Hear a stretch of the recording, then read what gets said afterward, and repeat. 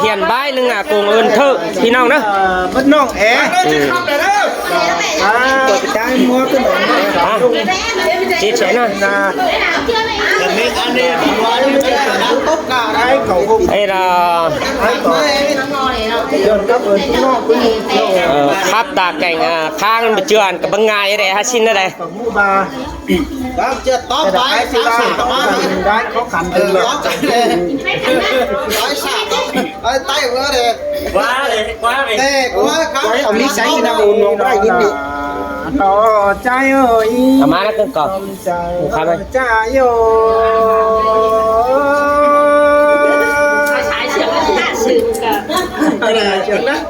vừa nó ao sạch không vừa đấy măn vậy đó tao quay video chậm xa tình hay vừa chồng có cha nó ai ơi nó mà ai nữa chứ tao ai có cổ lọ té châu té con quảng má nè nó là lọ ai ai sai chào ai ơi sai sướng nát xanh ăn chưa các bạn té châu ai nè nó có cần chưa được không nè là nó ai nè nó các bạn hôm nay nè đang khó khổ đấy các ai buồn hòa tính còn cha ải khắp đó nhân khốp tin nên sẽ còn cái khả màu hứa nó làng cười là khảm pin qua những keo sẽ còn cái keo hôm nay anh lấy cái ép xinh đẹp đây là nếp thịt cha yêu ôi còn mà hôm nay một để châu về nghe những cái mà phà nghe nó ơi bắn ơi mà ai nè những ra những nè ai mở té châu còn ai nè hơn chặt bà đình chấm phương mung phải cái đó mà nè ở mà ra xin con cả cô ba hiện đây muốn keo của cô đó nè mà ai nè dần bên này nó té châu ai những này tóc tối cùng lăn lên nó đây đó mà nè mở té châu đồ là lo ai ơi buồn giật thân kén cẩn để ảo sửa mới áo lưng đằng bấy nhé đàn xả nè nó là ai yêu này nó chưa khó chứ nó khó chưa đấy wow nó có cái này cho xíu cái nè thân lộn ngồi sống tương băng hai nè ba pro nè ai ơi ai có giật chặt bùn bán này đi nó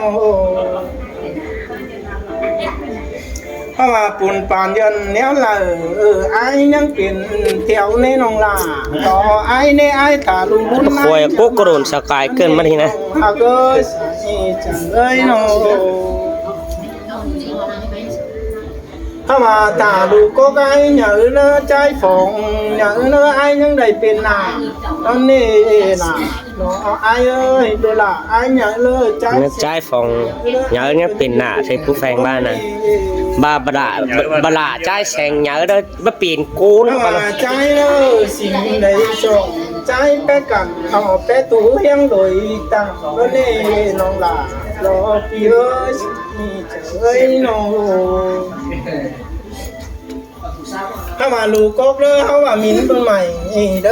mà mình lù những phụ châu mà nè họ mà thả hơn tay bốn đời cho cũng làm khổ mà nè những phèn ai nè họ mà nè họ trái chứ sòn đó ai có cái trái phèn เฮาว่าจบก็ยังคนกันอยู่เฮือนเลี้ยงอายนั่นนี่ล่ะรอใจชายใจอายโย ฉันขอไม่ได้เลิกมาให้คิวเราดี มาดำนางนะใจมันสั่งสว่างแสงได้ได้เขาว่ามันมาไปกองเมืองของบ้านอันนี้ไปป้าสันก็พี่น้องเลี้ยงแบบไอ้นี่โน ไปกูไหวเครื่องนี้เถอะโดนเอาไป ไม้ ไว้ คุณขับไม้ขับไม้เปิดหน้าได้ ใจนะเขาว่าเจียจะกัน นั่งลูกก็ ก็บ่มีเป่าเนี่ยนะใจเอ้ยเอ้ย มานั่งหน้าเฮียนก็ เพราะว่าใจเนาะยังมีเบียงเนี่ยบุญคนโดยเวในยามเที่ยงสัจจิปัตไปเบียนคนแห่เมืองเนี่ยน้องดาโลพี่เอ้ยสายใจใจโย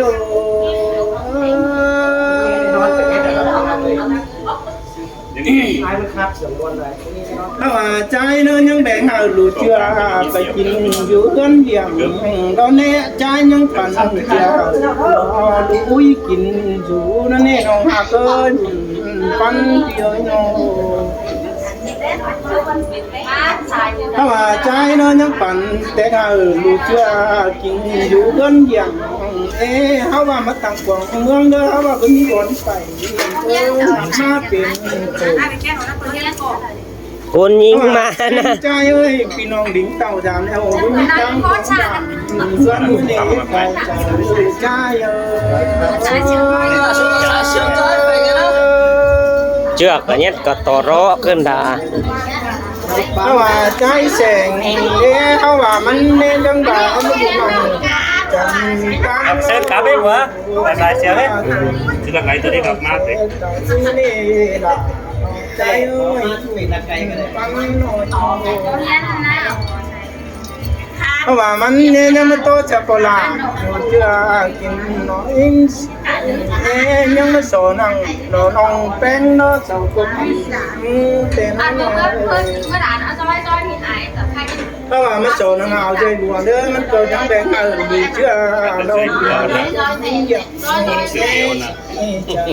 จ้า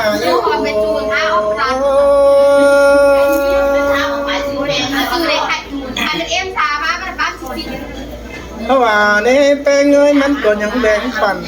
เอาตุ้ยหลานลาเด็กนี่ใจแสงเด้อมันยังมันตั้งตุ๊กอันลัดไปกินอยู่กลางนั่นเนี่ยจะเป็นสิ่งอย่างเด้อทำเปล่าบ่าตุ้ยหลานลาเราไอ้เด้อปันเพราะว่าไอ้เด้อเพราะว่าเงินเก่งเจ้าเราใครนี่ก็นั่งเศร้าใจกินหัวตรงมันนี่เพราะว่าเฮือนนายเด้อจังบารอลารอไอ้เอ้ยไอ้ก็จะรอจะเฮือนแต่เหิงเขาว่าก็เที่ยวมาปุ่นใหม่มานี่น้องลารอพี่เอ้ยใส่เงินเฮ้ย ไว้ไอโฟนนะสิ เพราะว่าน้องเป็นไงเอ้ยเขาว่าน้องไม่อยู่ไว้น้องกลางเจ็ดเมตรหรอกไม่สดโศกเศร้าไปสวยเลสเห็นโน่เพราะว่ามาอยู่ไว้ห้องกลางไอ้ก็ยังเที่ยวฝนแห้งเน่สายใจไอ้โยเสื่อมน้อยนะไอ้บัวเชื่อนะครับพี่ เช่น ทำจิตตัวใส่เสียงก่อนถ้าน้องเป็นไงเอ้ยไอ้น้องเขาว่าไม่ดูเขาเราก็มีลำละดีเด้อเขาว่าสิ่งเพิ่งเป็นแสนน้องหาเกิดเงินหาน้องถ้าว่าไอ้เด้อว่าจะดิ่งเก่าเมื่อจนหัวบ่จังขี่เดี๋ยวเด้ไอ้จังไปเลยลำละดีไม่เหยียดเงินเปลี่ยนจนเฮล่ะน้องไอ้เอ้ยใส่เงินหาน้องเพราะว่าไอ้เนี่ยจังว่ารอล่ะรอไอ้เอ้ยเขาว่ามือเตะเจ้ารอจังว่ารอไอ้เนี่ยผมอย่าเถื่อนเด้อเขาว่ายังเอาเสาสูงมาปุ่นเสาสันอย่าเอาอย่าเถื่อนสองหันเอล่ะรอไอ้เอ้ยรอ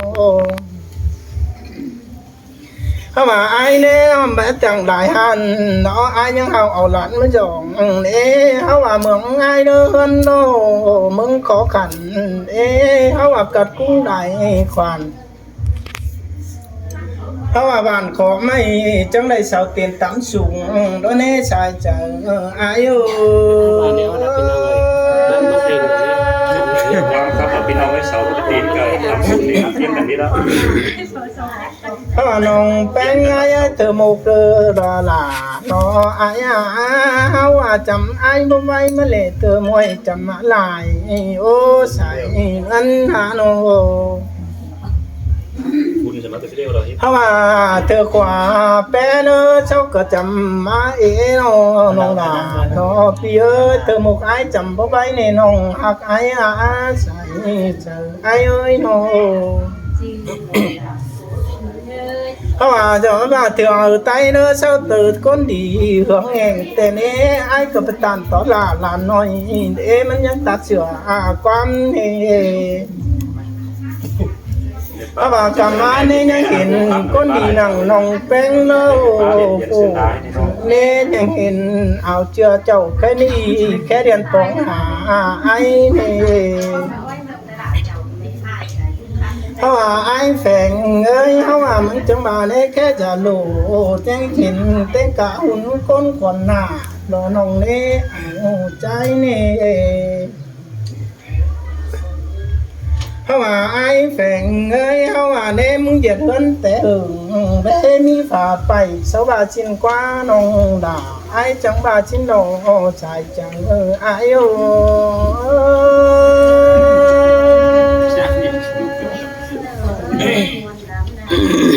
เพราะว่าน้องแป้งไงเอ้ยเพราะว่าเน่จบเขาจังน้องไอ้นึงกี่เสดอกมาบึ้งมาเน่น้องล่ะน้องพี่เอ้ยจังมาเน่เพราะว่าไอ้ที่รับเกี่ยวแนวนี้มันเป็นความหึงฮีเน่เพราะว่าหึงฮีไอ้ก็ไปเจหมูปึ้งฝูงน้องเน่ล่ะน้องไอ้เอ้ยเดี๋ยวฉันเธอจะตั้งแบบให้เป็นทุกความหัวไอ้เน่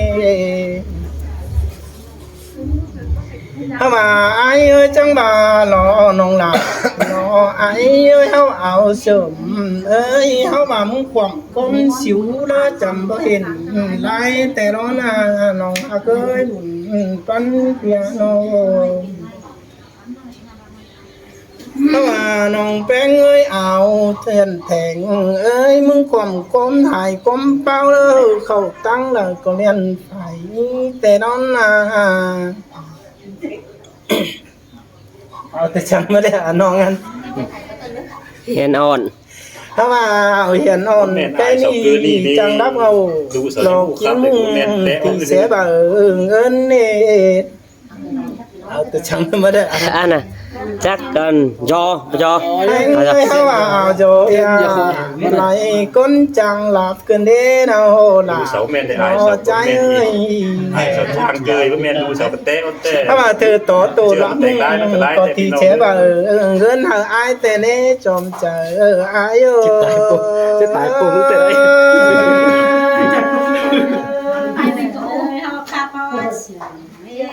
ถ้าว่าไก่นี่รอล่ะรอไอ้เอ้ยเขาว่าเจ้ากงเอิ้นล่ะรอแต่เขาว่าบ่จักเอาสังมันยอมมาเลยน้องฮักเอ้ยใส่เอิ้นหาโนตายเพื่อให้แฝงดาวสวย เขาว่าเจ้ากงเอิ้นน้องแพงเขาว่าบ่มีสังเฮ็ดเลยต่อใครดีนะ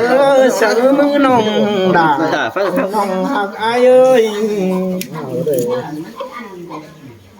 เพราะว่าเจนดอลลาร์เนาะจุกฝุ่งเอาตอนนี้น้องหักอาบุญสันโลใจสุดมาที่เขาเคยใส่เชียงแล้วมือ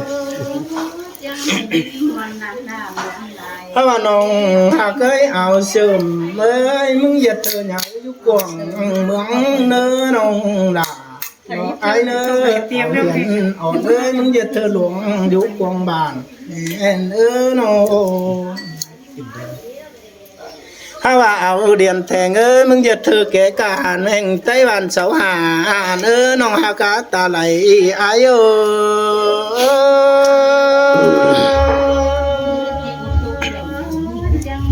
เขาว่าเอาเขียนจ่อเอ้ยรับแจงตู่บ่มีหูละเฮ้อไอ้ดอกว่าน้องล่ะ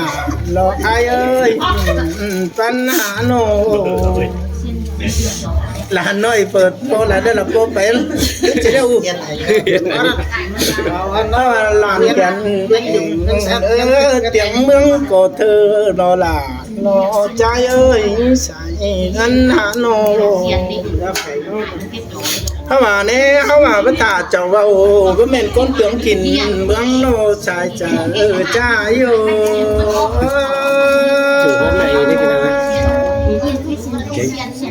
เห็นด่าชาวจำข้อเต็มพุ่งน้องตรงกลางเด้อนี่ไง ยัดคุยกามเอิ้นหงเด้อ ชอบความดีไอ้ดอกโอเคแล้วจมไป จมไป มาเลยจม